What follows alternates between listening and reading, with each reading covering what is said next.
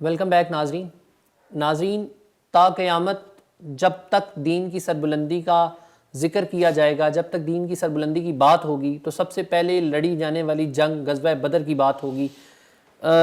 یہ وہ جنگ تھی جس جنگ میں آقائے دو جہاں جناب حضرت محمد صلی اللہ علیہ وآلہ وسلم کی قیادت میں 313 کا قافلہ 1000 کے لشکر پر غالب آیا۔ 1000 کے لشکر کو اگر میں تشبیہ دے دوں تو 1000 کا وہ لشکر جو مکمل ساز و سامان کے ساتھ، جنگی تیاری کے ساتھ موجود تھا، لیکن اللہ تبارک و تعالیٰ نے اپنے پیارے محبوب حضرت محمد صلی اللہ علیہ وآلہ وسلم کی غیبی مدد فرما کر باقی رہتی دنیا تک یہ ثابت کر دیا کہ دین حق کا پرچم روز ازل سے روز ابد تک بلند رہے گا۔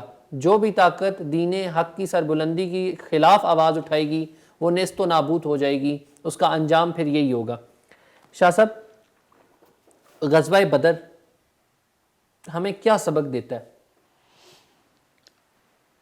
جی، غزوہ بدر سے ہمارے لیے جو بہترین اصول اور رہنمائی کے لیے بہترین ایسے پوائنٹس ملتے ہیں، ان میں سے پہلی چیز تو یہ ہے کہ کامیابی اور ناکامی کا تعلق یہ ظاہری اسباب پر نہیں ہوتا۔ مسلمان کو چاہیے کہ وہ اپنا بھروسہ اور اپنا یقین اپنے رب پر رکھیں۔ بے شک۔ ٹھیک۔ دوسری چیز کہ اطاعت رسول کریم صلی اللہ تعالی علیہ وسلم، اس کی صحابہ کرام رضوان اللہ تعالی علیہم اجمعین نے وہ مثال قائم کر دی اور بتا دیا۔ بے شک۔ تو چونکہ وہاں سے فتح اور نصرت میں آنے کی سبب اور وجہ بھی یہ ہے کہ انہوں نے حضور کی آواز پر لبیک کہی۔ انہوں نے یہ نہیں عرض کیا کہ یا رسول اللہ ہمارے پاس سامان نہیں ہے، جنگ کے آلات نہیں ہیں، حضور ہمارے پاس تو کھانے کے لیے نہیں ہے، سواریاں نہیں ہیں، ہم کیسے دشمن کے ساتھ لڑیں گے؟ ایسا نہیں ہے۔ چونکہ بحیثیت مسلمان آج بھی اگر وہ ایمان بدر والوں کا پیدا ہو، وہ 313، ٹھیک ہے، اور اس سے یہ خاص سبق ملتا ہے کہ حق والے بے شک کم ہو تعداد میں، ان کی تعداد بے شک کم ہو، اللہ تعالیٰ ہمیشہ فتح اور سربلندی حق کو عطا فرماتا ہے۔ بے شک۔ دوسری طرف بے شک زیادہ ہو، قرآن بھی یہی کہتا ہے کہ کم من فیات قلیلۃ غلبت فیات کثیرہ باذن اللہ، یعنی بہت قلیل جماعت، تھوڑی جماعت جو حق پر ہوتی ہیں وہ اللہ کے حکم سے بڑی جماعت پر، وسیع جماعت پر غالب آ جاتی ہے۔ ٹھیک ہے جی۔ اللہ تبارک و تعالی جل مجدہ الکریم نے، اور خاص طور پر اس میں جو ہمیں سبق ملتا ہے وہ ایک سبق یہ بھی ہیں، جس طرح کہ پروفیسر صاحب نے بھی ایک واقعے کی طرف اشارہ کیا کہ چھوٹے بچوں کے ہاتھوں ابو جہل کا قتل ہوا۔ یہ سب سے بڑا سبق ہے کہ یاد رکھیے کہ جس وقت اللہ تعالیٰ کسی بڑے سرکش کو ذلیل و رسوا کرتا ہے نا، تو اس کی رسوائی کے لیے اللہ تعالیٰ چھوٹی مخلوق کو بھیج دیتا ہے، اور یہ رب تعالیٰ بتانا چاہتا ہے کہ تو کتنا بڑا ہے، دیکھ تیری طاقت اور تیری، دیکھے نا ابرہہ آیا تھا کتنا بڑا تھا، اس کی ذلت کے لیے اللہ تعالیٰ نے ابابیل بھیج دیے۔ بے شک۔ نمرود کتنا بڑا تھا، اس کی ذلت کے لیے اللہ نے مچھر بھیج دیا۔ ٹھیک ہے۔ ابو جہل کا تکبر اور غرور اتنا بڑا تھا کہ ان بچوں نے جس وقت اس کو قتل کیا نا، تو جب اس کا سر تن سے جدا کرنے لگے تو اس نے کہا کہ میرا سر جب تن سے جدا کریں تو ذرا نیچے سے کریں، تاکہ جس وقت میرا وہ سر باقی سروں میں رکھا جائے تو وہ بڑا نظر آئے۔ یعنی غرور اور تکبر کا یہ عالم تھا کہ وہ مرنے کے بعد بھی یہ نہیں چاہتا تھا کہ میرا سر جو ہے وہ چھوٹا ہو۔ ٹھیک، تو جس وقت سرکشی اختیار کی جائے گی تو اس کے لیے فنا ہو جائے گی، اور جو لوگ اللہ تعالیٰ اور اس کے رسول پر بھروسہ رکھیں گے تو اللہ تعالیٰ کامیابی اور سرخ روئی ان کا مقدر بن جائے گی۔ اللہ تعالیٰ یعنی چونکہ یہ ہمیں اس سے سبق ملتا ہے، یہ ہمیں درس ملتا ہے کہ ہمیشہ جب بھی کبھی حق کے لیے آپ قدم اٹھائیں گے تو اللہ تعالیٰ آپ کی مدد فرمائے گا، اور اللہ تعالیٰ کی نصرت آپ کی شامل حال رہے گی۔ بے شک۔ پروفیسر صاحب، اسی بارے میں آپ تھوڑا بتا دیں کہ غزوہ بدر جیسے شاہ صاحب نے بڑے احسن انداز میں ہماری رہنمائی کی، یہی سوال میرا آپ سے ہے کہ کیا سبق دیکھا جاتا ہے ہمیں غزوہ بدر؟ دیکھیے اس میں شاعر مشرق علامہ اقبال نے بڑا خوبصورت جملہ فرمایا کہ ہو آج بھی ابراہیم جیسا ایماں پیدا تو آگ کر سکتی ہے انداز گلستاں پیدا۔ بالکل بے شک۔ دیکھیے یہ حق اور باطل کا معرکہ یہ ازل سے ہے اور ابد تک رہے گا، یہ ہمیشہ سے ہے اور ہمیشہ رہے گا یہ۔ اور جب بھی آپ دیکھیں کہ اللہ پاک نے حق کو غالب فرمایا، بے شک۔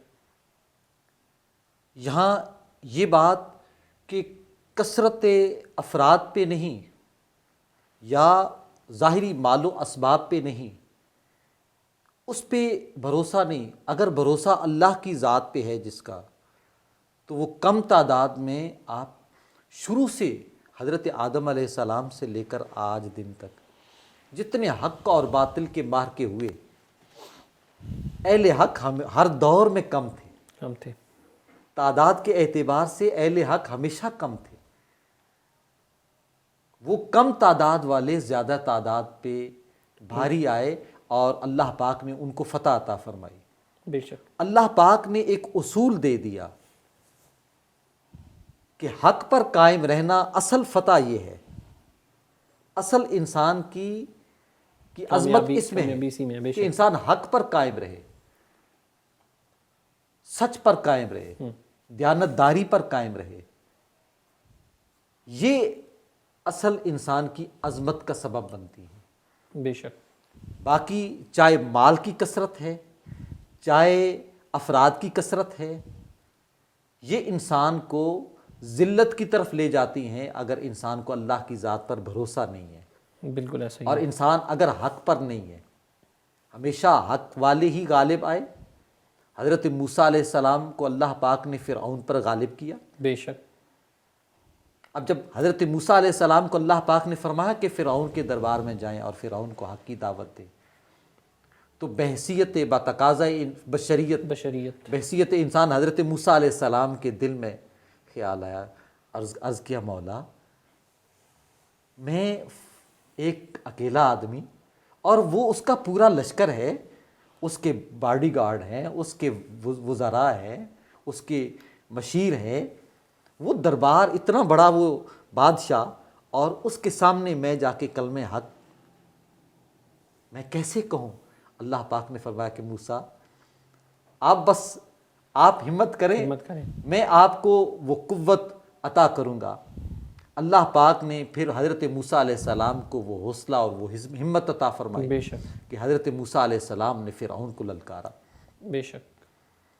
تو ہر دور میں جب فرعون آتا ہے تو اللہ پاک اس کے مقابلے کے لیے، حق غالب کرنے کے لیے موسیٰ علیہ السلام کو بھی۔ بے شک۔ نمرود جب سرکشی میں وہ آگے بڑھتا ہے اور بڑھتا ہی جاتا ہے تو اللہ پاک اس کے باطل کو مٹانے کے لیے حضرت ابراہیم علیہ السلام کو پیدا فرماتا ہے۔ بے شک۔ ہر دور میں، اور جب مکہ کے کفار اور جاہلیت کا دور، اتنا طویل جاہلیت کا دور اور جاہلانہ دور کے وہ رسم و رواج، عرب کا وہ جاہلانہ کلچر، عرب کا وہ جاہلانہ معاشرہ اور وہ جاہلانہ باطل نظام، بے شک۔ اللہ پاک نے جب اس کے خاتمے کے لیے اپنے پیارے محبوب صلی اللہ تعالی علیہ وسلم کو مبعوث فرمایا، اور پھر دین اسلام کا اور کفر کا پہلا دور اسلام کا معرکہ جو غزوہ بدر کی صورت میں ہوا، تو یہ ہمیں یہاں سے یہی سبق ملتا ہے کہ انسان حق پر قائم رہے، کبھی کثرت افراد کو دیکھ کر باطل کی طرف نہ جائے، کبھی جیسے آج کے دور میں ہمارے معاشرے میں کہا جاتا ہے کہ یہ سچ بولنے کا دور میں سچے لوگ رہ کہاں گئے؟ ایسا نہیں ہوتا، سچے لوگ سچ پر قائم رہنے والے ہر دور میں تھے اور ہر دور میں ہیں، ہوں گے، کوئی دور سچے لوگوں سے خالی نہیں ہے۔ تو اگر جھوٹ زیادہ بولنے والے لوگ ہیں تو اس کا یہ مطلب نہیں کہ انسان جھوٹ بولنا شروع کر دے، اگر ظالم زیادہ ہو گئے تو اس کا مطلب یہ نہیں کہ انسان ظالموں کے ساتھ مل کر ظلم شروع کر دے۔ بالکل ایسے ہی۔ انسان حق پر قائم رہے اور اللہ کے رسول صلی اللہ تعالی علیہ وسلم کی اطاعت و فرما برداری میں رہے، یہی آج اس غزوہ بدر سے ہمیں سبق ملتا ہے۔ صحابہ کی کامیابی، وہ 313 کی کامیابی کا اصل راز یہی ہے کہ ان کے دلوں میں اللہ اور اللہ کے رسول صلی اللہ تعالی علیہ وسلم کی بے لوث محبت تھی، بے شک بے لوث عشق تھا، اسی عشق کی بنا پر حق پر قائم تھے اور اللہ پاک نے فتح عطا فرما دی۔ بے شک۔ شاہ صاحب ٹرانسمیشن کے اختتام کی طرف بھی بڑھنا ہے، وقت بھی بڑا تھوڑا رہ گیا ہے۔ آج کی ہماری اس پوری گفتگو کے اوپر ایک سوال جو میں آپ سے پوچھنا چاہ رہا ہوں، پھر پروفیسر صاحب سے بھی جانیں گے کہ غزوہ بدر، اسلام کی جو پہلی جنگ لڑی گئی، وہ ہمیں کیا پیغام دے کر گئی ہے؟ پہلی چیز تو یہ ہے کہ غزوہ بدر کے حوالے سے میں آپ کے سوال سے پہلے ایک چھوٹی سی ایک بات عرض کرنے لگا ہوں کہ جس وقت یہ غزوہ اختتام پذیر ہوا اور صحابہ کرام نے نبی پاک علیہ السلام کو بتا دیا کہ حضور ابو جہل بھی واصل بجہنم ہو گیا، تو رسول کریم صلی اللہ تعالیٰ علیہ وبارک وسلم آپ نے اللہ تعالیٰ کی حمد و ثنا بیان کی، کبریائی بیان کی، اور اللہ تعالیٰ کی حمد و ثنا بیان کرتے ہوئے فرمایا الذی صدق وعدہ نصر الاحزاب وحدہ، فرمایا کہ وہ ذات کہ جس نے اپنا وعدہ پورا کر دیا اور اس غزوے میں ہمیں کامیابی اللہ تعالیٰ نے عطا فرما دی۔ بے شک۔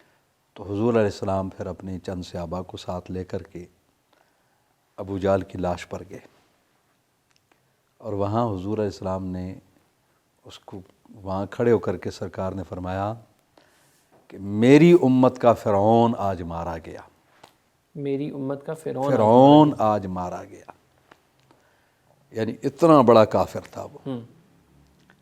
اور پھر سرور کائنات صلی اللہ تعالیٰ علیہ وبارک وسلم چونکہ 3 دن کے بعد حضور وہ مال غنیمت بھی لے کر کے، قیدیوں کو لے کر کے مدینہ شریف میں حضور علیہ السلام تشریف لاتے ہیں، اور پھر نبی پاک علیہ السلام نے ان قیدیوں کے ساتھ جو سلوک فرمایا، جو ان کے ساتھ برتاؤ فرمایا، یہ ساری چیزیں اگر ہم مد نظر رکھ کر کے، تو ہمارے لیے ایک بہترین پیغام تو یہ ہے کہ کامیابی اور کامرانی اسوہ مصطفیٰ کریم علیہ السلام میں ہے، تابعداری رسول کریم صلی اللہ تعالی وسلم میں ہے۔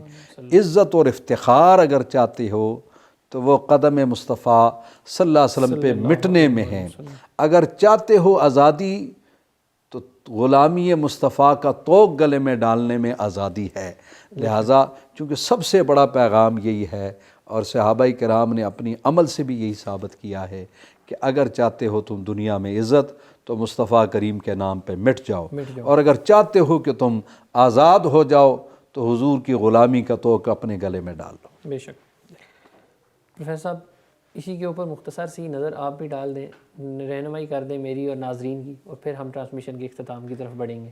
اس میں یہی شاہ صاحب کی گفتگو کے بعد بس یہی عرض کروں گا کہ علامہ اقبال علیہ رحمہ کا وہ خوبصورت شعر کہ محمد سے وفا تو نے تو ہم تیرے ہیں، یہ جہاں چیز ہے کیا لوح قلم تیرے ہیں۔ جب حضور علیہ السلام کے ساتھ وفا جس نے کر لی اس کے لیے سب کچھ ہے، اللہ پاک اس کو ہر میدان میں کامیابی عطا فرماتا ہے۔ بے شک۔ ناظرین، آج کی اس ٹرانسمیشن میں ہمارا موضوع جو تھا وہ اسلام کی پہلی جنگ غزوہ بدر، جنگ بدر تھی، اور اختتام میں پروفیسر صاحب نے علامہ اقبال رحمۃ اللہ علیہ کا بڑا زبردست شعر کوٹ کیا کہ کی محمد سے وفا تو نے تو ہم تیرے ہیں، یہ جہاں چیز ہے کیا لوح و قلم تیرے ہیں، یعنی کہ وہ ذات، وہ ہستی، وہ پاک ذات جس کے لیے اللہ رب العزت نے یہ کل جہاں تخلیق کیا، کائنات کی تخلیق ہوئی، اس جہان سے، اس ہستی سے اگر ہم لوگ صدق کے دل سے محبت کر لیں گے تو یہ لوح و قلم سے مراد، اس کو اگر آپ ڈیبیٹیولی ڈیٹیل سے پڑھیں گے تو کافی دور تک جاتی ہے یہ گفتگو اور یہ بات بھی، لیکن ان شارٹ یہی ہے کہ اگر آپ آقائے دو جہاں سرور کونین جناب حضرت محمد صلی اللہ علیہ وآلہ وسلم کی اطاعت و بندگی کر لیتے ہیں جیسے اللہ تبارک و تعالیٰ نے کرنے کا حکم دیا ہے، تو یہ دنیا اور جہان آپ کے لیے ہیں. اس دنیا میں بھی آپ کے لیے کامیابی اور کامرانی ہے, آخرت میں بھی آپ کے لیے کامیابی اور کامرانی ہے.